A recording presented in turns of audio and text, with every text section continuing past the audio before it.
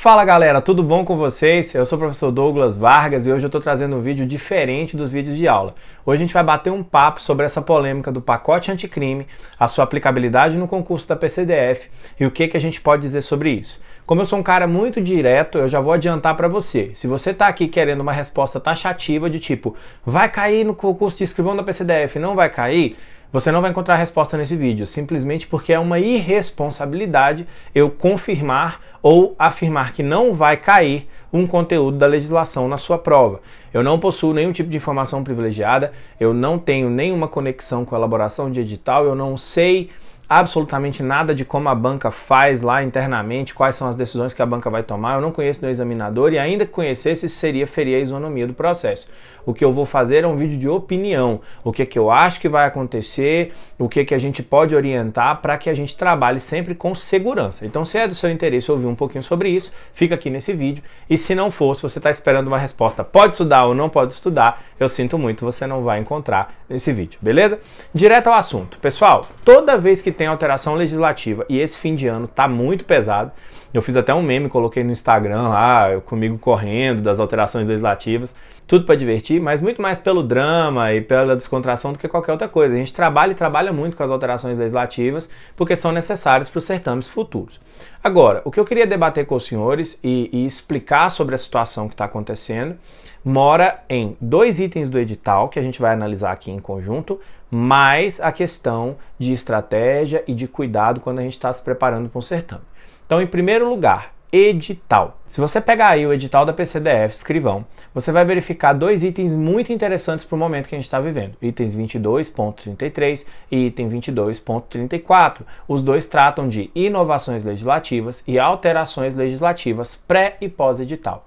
O edital traz lá, eu vou colocar na sua tela, eu não decorei tudo que está escrito, mas basicamente no primeiro ele diz, olha, o que for alteração legislativa anterior à publicação do edital será cobrado. Esse inciso, na minha opinião, uma análise neutra minha, de fora, é para garantir que, se a pessoa coloca lá, por exemplo, tivesse Código Penal. Código Penal é uma lei que sofreu diversas alterações. Na verdade, é um decreto-lei, né, que depois foi recepcionado pela Constituição de 88 como lei. O que acontece? Se tem alterações diversas, ele está se tirando da responsabilidade de citar cada alteração. As alterações posteriores serão cobradas. Então, tudo que está alterado lá dentro e foi alterado antes de publicar o edital está incluído. Tranquilo. O segundo item é que é o problema. No item 22.34, ele diz que as alterações legislativas posteriores e as leis posteriores à publicação do edital não serão cobradas, então cria-se uma regra, salvo se listadas nos objetos de avaliação do item 23, que é o conteúdo programático. E aí, o problema é com a abrangência da expressão salvo se listadas. O que é listar? E você vai ver professores com dois posicionamentos. Você vai ter professores que dizem, olha, isso significa que pode ser cobrado, porque lá, por exemplo, na parte de processo penal, está falando das disposições preliminares do Código de Processo Penal. Você vai ter professores que vão dizer, não, deveria estar disposições do Código de Processo Penal e alterações, para que cumprisse o requisito desse item do edital. Então fica aquela zona cinzenta, e até que o Sebrasp venha e bata o martelo e publique alguma coisa e responda formalmente dizendo que vai cair ou que não vai cair, nós não temos como afirmar com 100% de certeza. O que me parece ao analisar esses dois pontos do edital, de uma forma totalmente sem conexão com nada, assim, em abstrato, que a preocupação aqui estava voltada para a nova lei de abuso de autoridade. Eu não tenho como afirmar que foi isso, tá? Isso é só uma opinião. Por quê? Porque você vê que os termos legislação que entrou em vigor antes da publicação do edital ou legislação que entrou em vigor depois. E qual a lei que nós temos que entrou em vigor depois do edital da PCDF e que está arrolada no conteúdo programático? A Lei 13.869, a nova Lei de Abuso de Autoridade. Ela é a lei que está arrolada no seu edital de escrivão da PCDF, que ainda não entrou em vigor. Então foi incluído no edital uma lei esta que ainda não estava em vigor na data da publicação do edital. Então, muito embora a preocupação de todo mundo agora seja com o pacote anticrime e seja totalmente voltada porque são alterações muito relevantes e muito complexas, parece que ficou em segundo plano a questão da lei de abuso de autoridade. O fato é que parece, ao analisar esses itens do edital, que a preocupação era, estamos incluindo uma lei posterior ao edital e por esse motivo vamos colocar esse item para evitar problemas. Essa é a impressão que eu fico. Então acaba que o pacote anticrime fica no meio desse bolo, dessa confusão, porque é uma alteração posterior, cuja lei que alterou o CPP e o Código Penal não está listada expressamente no conteúdo programático e a norma não ficou clara o suficiente para resolver a questão do pacote anticrime. Então, esse é um ponto que eu acho que não está sendo avaliado pela maioria e que é importante que a gente cogite ao avaliar essa situação. E aí a pergunta que você me faz, que eu já vim preparado para ela é: e agora? O que é que eu faço nessa situação? A minha recomendação, ela é simples, ela é até tosca, mas é o que a gente pode fazer. Estuda-se o Código de Processo Penal, principalmente as alterações mais pesadas do pacote anticrime são as do processo penal. Tem alterações penais, materiais, mas as do processo penal são as mais importantes. O que a gente faz? A gente estuda a disciplina processual penal pré-alterações e dá uma lida e conhece as alterações do pacote anticrime por segurança.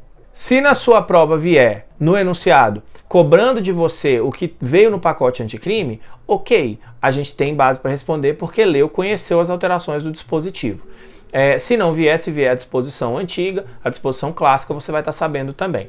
É o mundo ideal? Não. Não é o mundo ideal ter uma alteração tão relevante no Código de Processo Penal e na disciplina processual penal em si, bem como na disciplina penal, no meio de um edital que está sendo aguardado há tanto tempo. Mas essa é a receita que a gente tem. Esses dias eu vi um vídeo de dois chefes, um amador e um profissional, competindo com ingredientes de valores diferentes para ver quem fazia o melhor prato. Gente, esses são os ingredientes que a gente recebeu. Esse é o cenário.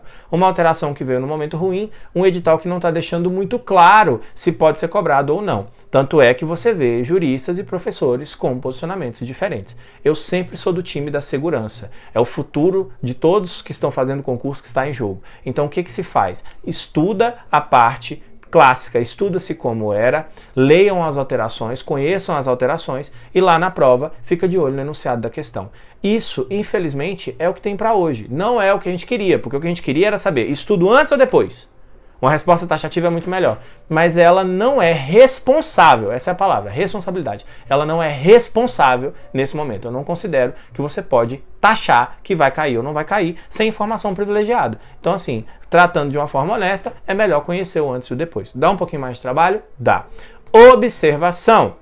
Quando a gente trata do direito, e muita gente esquece disso, o direito tem fontes, o examinador não elabora a questão da cabeça dele, então ele tem que tirar de algum lugar, assim como o juiz, quando vai aplicar a lei, precisa tirar aquilo de algum lugar.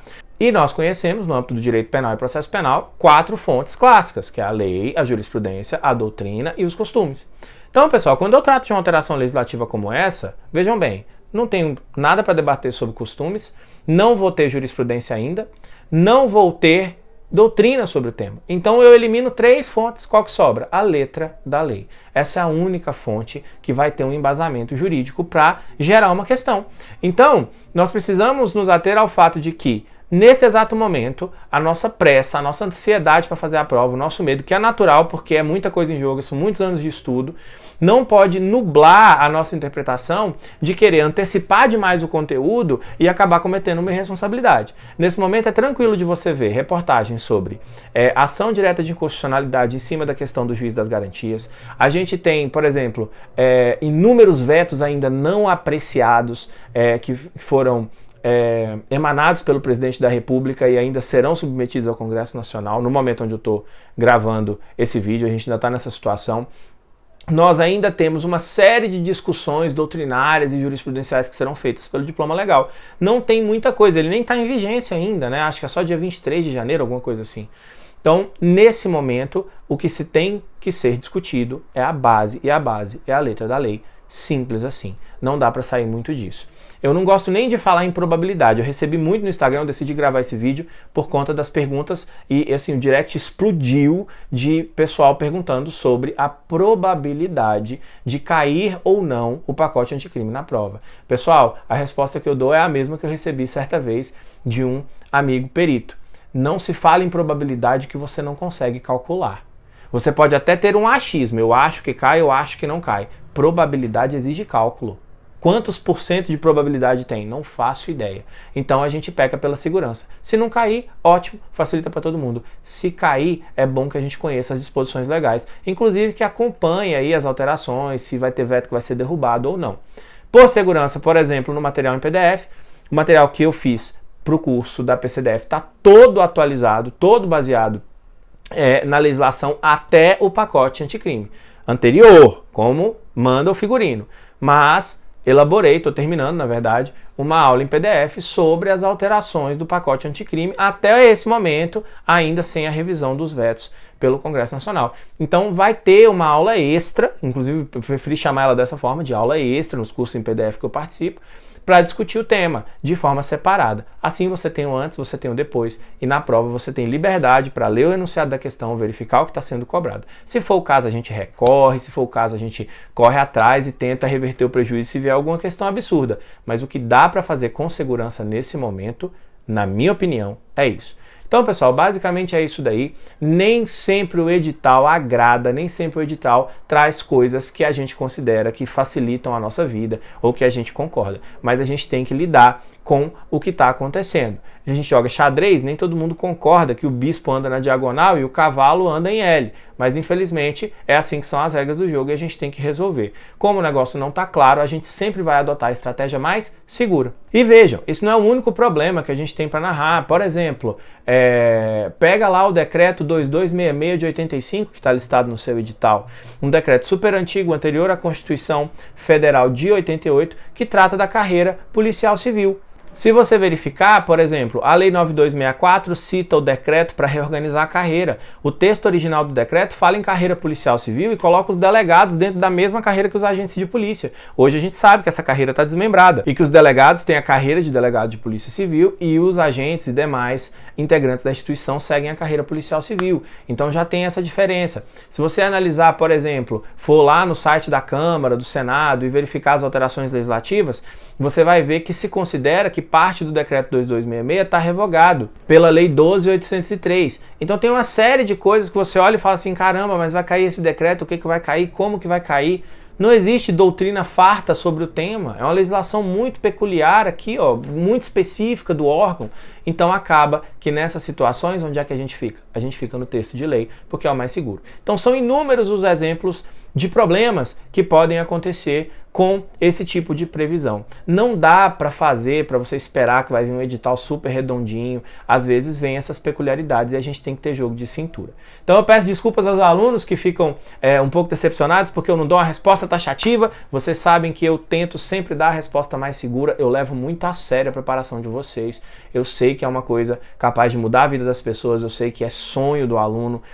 Eu já passei por isso, eu já vivi essa trajetória, então eu sei como é que é, eu sei como é importante e por isso eu evito de dar opiniões taxativas. Eu passo exatamente o que eu penso, honestamente, é a minha opinião, sem informação privilegiada nenhuma, sem comunicação com ninguém. A minha análise, lendo o que está escrito, verificando o que as pessoas estão falando e trazendo assim uma opinião simples, honesta e tentando ajudar da melhor forma possível. Esse é o cenário, na minha opinião. Espero ter contribuído. Se você gostou desse vídeo, deixa o HC do like aí, como diz a Najadácia, contribui para o crescimento aqui do canal e lembrando para vocês que muito em breve eu publico a nossa próxima aula do curso com a resolução de uma lista de questões. Um abraço e eu vejo vocês no próximo vídeo.